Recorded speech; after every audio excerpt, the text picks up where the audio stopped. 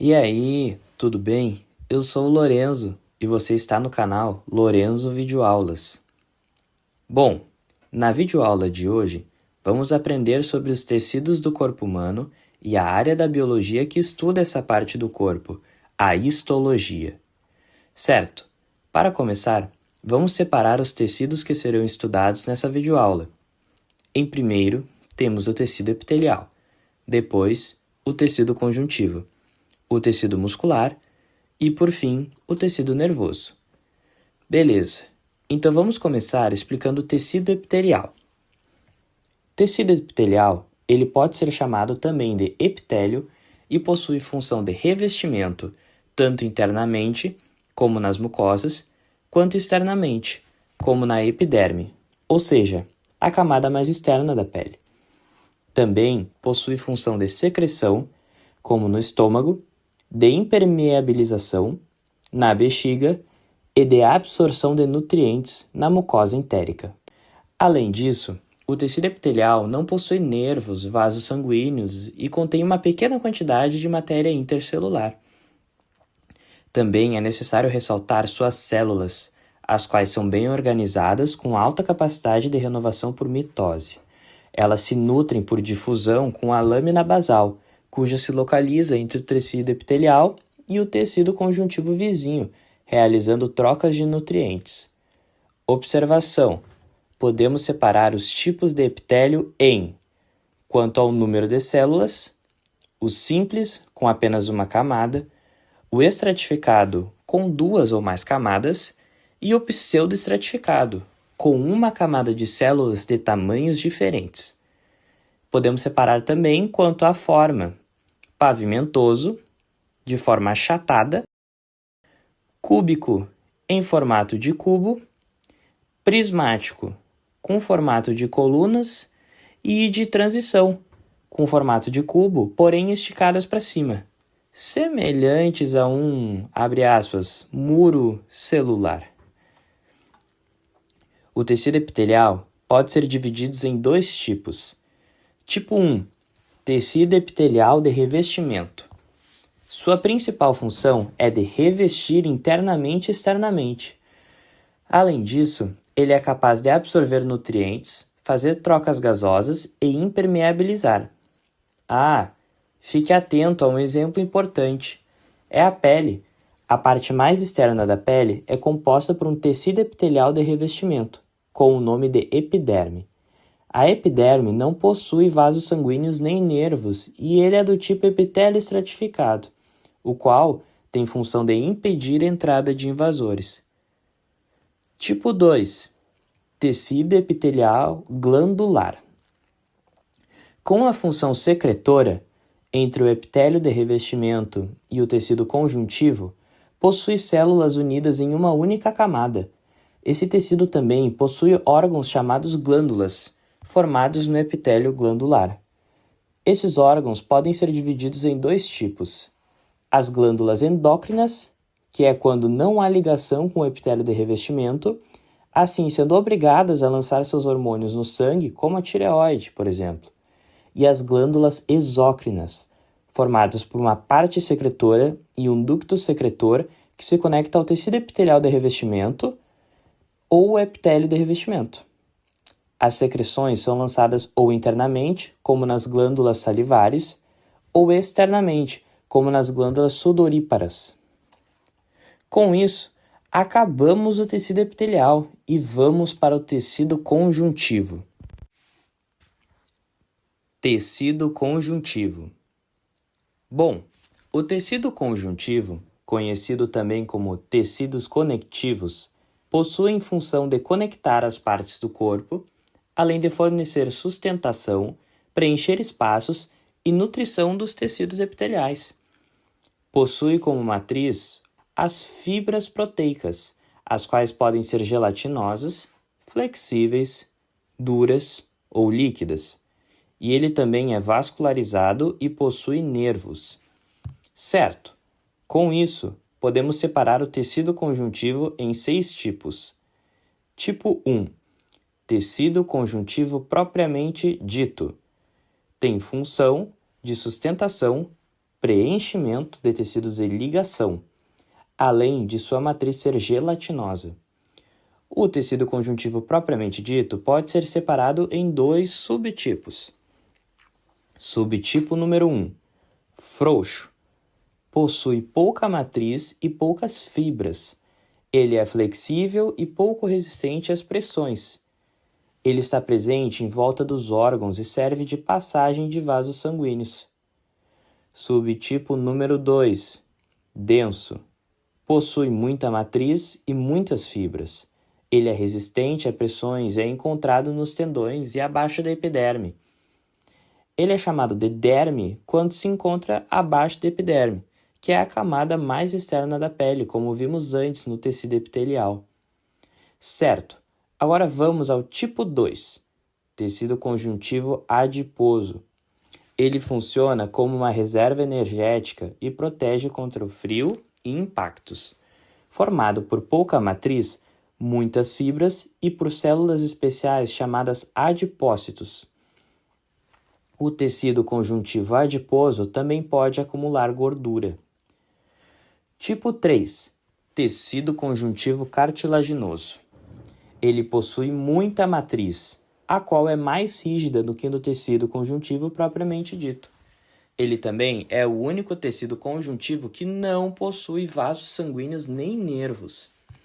Sua principal função é a sustentação com certa flexibilidade e ele é normalmente encontrado em nariz, orelhas, traqueia, brônquios, articulações e etc. Beleza, vamos ao tipo 4, tecido conjuntivo ósseo. Esse tecido é mais rígido e é encontrado nos ossos. Ele é responsável pela sustentação e pelo movimento. Ele possui muita matriz, chamada de fibras colágenas. Ela é especial comparada a outras matrizes extracelulares, já que é calcificada. É evidente também que suas células são chamadas de osteoblastos, a qual é responsável por criar os osteócitos, e também existem os osteoclastos, que são responsáveis por destruir as moléculas invasoras da matriz extracelular do osso. Certo, vamos ao tipo 5, tecido conjuntivo hematopoético. Ele é responsável pela criação e formação das células do tecido conjuntivo sanguíneo, o último tipo de tecido conjuntivo. E só para destacar, o tecido hematopoético se encontra na medula óssea, tá bom? E por fim, o tipo 6, tecido conjuntivo sanguíneo. Ele possui uma matriz em estado líquido, chamada plasma.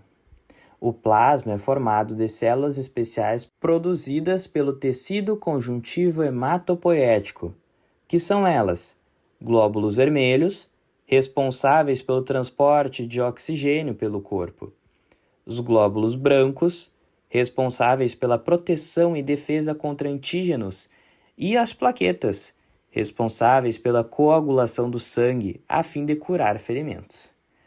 Perfeito! Com isso, encerramos o tecido conjuntivo e partirmos para o tecido muscular. Tecido muscular. O tecido muscular é o segundo maior em questão de gasto de energia, representando 40% da massa total do nosso corpo. Ele é formado da célula chamada homeócito, a qual é responsável pelos movimentos de contração. O homeócito é formado de miofibrilas, estruturas menores ainda que formam a célula do tecido muscular. Além disso, a membrana do tecido muscular se chama sarcolema, o citoplasma de sarcoplasma e o retículo endoplasmático de sarcoplasmático. Continuando, os tecidos musculares são vascularizados, possuem muitas fibras alongadas e possuem função de sustentação, movimentação, proteção, contração e armazenamento de glicose, ou o açúcar. Podemos separar o tecido muscular em 3 tipos. Tipo 1, tecido muscular estriado cardíaco. Também chamado de miocárdio, Ele é encontrado no coração e somente nele. Apresenta discos intercalares, possui contrações involuntárias e células multinucleadas, ou seja, com mais de um núcleo. Sua função é bombear sangue para o corpo a partir do coração. Tipo 2. Tecido muscular estriado esquelético. Ele possui ação voluntária, células uninucleadas e dentro dele existem os músculos agonistas, responsáveis pela contração, e os antagonistas, com função de fazer o músculo voltar ao normal. O tecido muscular estriado esquelético acompanha o sistema esquelético e a língua. Além disso, é importante lembrar que para que a contração ocorra, é necessário glicogênio, molécula energética essencial para a contração. Entretanto, o músculo não consegue ficar contraído por mais de alguns segundos. Com isso, a fosfocreatina atua como fonte secundária de energia, o ATP. E lembrando, caso o oxigênio não seja suficiente para as fibras musculares, o músculo parte para uma fermentação láctica, processo conhecido como fadiga muscular. Tipo 3. Tecido muscular liso ou não estriado. Ele possui células, ou seja, os homeócitos, uninucleadas e alongadas. Tem contração involuntária e lenta e pode ser encontrado no útero e no tubo digestório, onde realiza os movimentos peristálticos. Beleza! Assim, terminamos o tecido muscular e vamos ao último tecido, o tecido nervoso. Tecido nervoso. O tecido nervoso é responsável por formar o sistema nervoso e por transmitir impulsos nervosos para a coordenação do corpo. Ele é formado principalmente pelos neurônios. Os neurônios são formados pelo corpo celular, que compõe o sistema nervoso, pelos dendritos, que recebem estímulos de outros neurônios, e pelos axônios, que são longos, semelhantes a uma cauda, e possuem função de transmitir impulsos para outros neurônios. O processo de transferência de impulsos nervosos pelos neurônios se chama sinapse. Além disso, os neurônios podem ser divididos em 4 tipos. Tipo 1. Multipolares. Possuem diversos dendritos e um axônio. São importantes nas diversas comunicações no encéfalo. Tipo 2. Bipolares. Possuem um dendrito e um axônio. São comuns em respostas sensoriais. Tipo 3. Unipolares.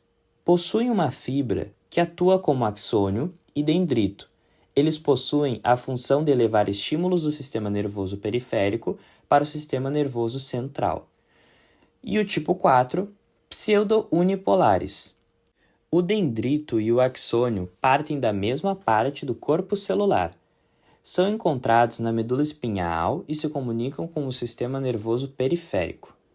Certo, agora podemos dividir também os neurônios quanto à sua função. Veja só. Primeiro, sensitivo. É quando os neurônios passam impulsos nervosos de órgãos sensitivos até o sistema nervoso central. Segundo, motores. É quando os neurônios levam os impulsos do sistema nervoso central até outros órgãos que realizam ações a partir do impulso. E terceiro, associativos. É quando os neurônios realizam conexões entre os neurônios sensitivos e os neurônios motores. Bom, também há alguns pontos importantes que não podemos deixar de lado nos tecidos nervosos. É necessário enfatizar a bainha de mielina. Ela é uma estrutura presente ao longo do axônio e tem a função de, além de evitar que o impulso escape do axônio, aumenta a velocidade da sinapse. Também é necessário falar sobre os nódulos de Ranvier, os quais estão presentes nos espaços que sobram entre a bainha de mielina. Ele tem função de realizar a condução saltatória, que consiste na entrada de sódio, Na+, e a saída de potássio, K+, gerando a despolarização, que consequentemente resulta na aceleração da sinapse. E por fim, é essencial falar da sinapse química. É o local onde se conecta os neurônios e é usado os neurotransmissores, indispensáveis para ocorrer a sinapse. Se quiser uma dica para lembrar dessa informação, basta saber que é importante dormir bem, já que é durante o sono que o cérebro produz e regula os neurotransmissores. E, enfim, aqui se encerra o estudo da histologia dos tecidos epiteliais, conjuntivos, musculares e nervosos. Agradeço a você por chegar até aqui. Eu espero que tenha aprendido as características de cada um dos tecidos e suas funções, e eu te espero na próxima videoaula. Até mais!